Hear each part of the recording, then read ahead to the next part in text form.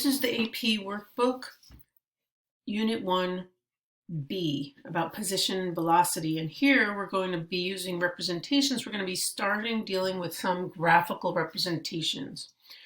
So we have the same situation as in part A, where Angela is running to the bus. And we've got our little number line here, and we're going to make our positive direction to the right. It's just easier, right, to do it that way. It says, though, this time that she is running at 3 meters per second to the bus. So what that means is that at 0 seconds, she's here.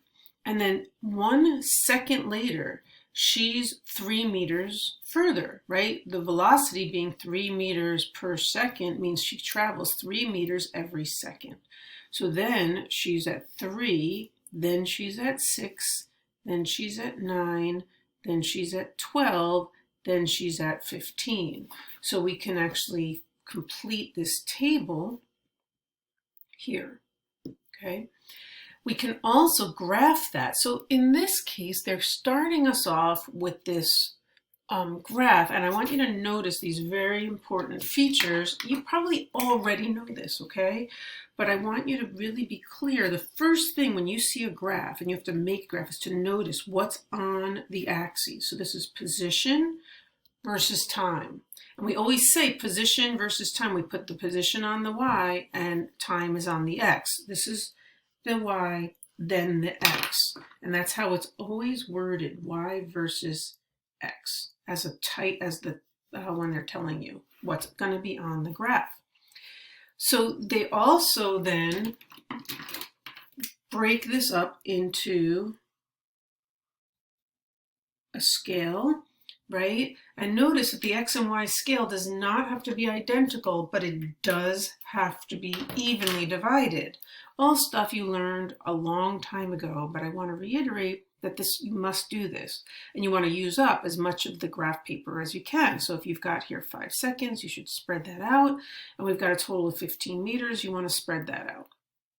Now you want to plot these positions. So you've got 0, 0, then 1 second later, you're at 3, then 1 second later, you're at 6, 1 second later, you're at 9, 1 second later, you're at 12, and at 5 seconds, you're at 15. It says, sketch a best fit line through those points. So you want to take a straight edge of any sort, and these are beautiful. I mean, this doesn't really take much guesswork, right? Because they're perfectly aligned, and you get a straight line, okay? If this wasn't so perfect, what you would do is you would make sure it's a best fit line where you have equal numbers of points on the line, above the line, and below the line. Okay, let's do some quantitative work here. So we've got calculate the slope of the line that you drew in part B by choosing 2 points. So this is reminding you how to calculate slope. For some of you, this is going to be super easy. If you don't need my guidance on doing this stuff, feel free to work ahead at your own pace and just check your work. You can listen to this faster if this is super easy for you. So the key here, though, is that when you're doing slope, you don't go back to the data table. You have to use your best fit line. Now, again, in this case, my best fit line goes through all these points, so you can really use any of them. But don't make that mistake if it's not a perfect set of data, which experimentally it never is. So anyway, we can use any 2 points. I'm just going to use the first and the last point. And you'll notice we get 3. And make sure you put units on your answers. The slope of a position time graph, as you can see, actually represents the velocity. It's the same. We knew the speed was 3 because that's how we got our data to begin with. So this is kind of a circular proof. Using the equation for a line, let's write an equation for the position versus time graph given, right? So we're going to do y equals mx plus b is the format. The y-axis is position, so you're going to use our, you can use a lot of different things for position. Some people write out the word position, some people use delta x, some people use just x so you can do a bunch of different things here. The number is 3.